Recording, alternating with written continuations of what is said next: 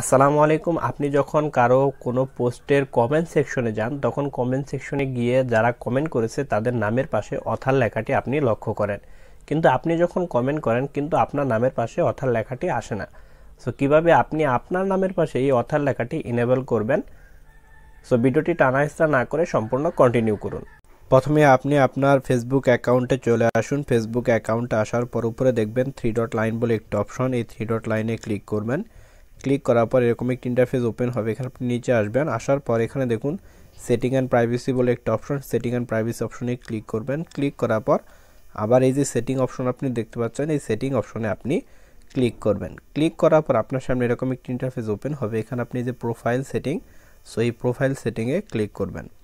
Click করার পর আপনার সামনে এরকম একটি ইন্টারফেস ওপেন হবে। এখানে আপনি দেখবেন পাবলিক পোস্ট বলে একটি অপশন, সো এই পাবলিক পোস্ট অপশনে আপনি ক্লিক করবেন।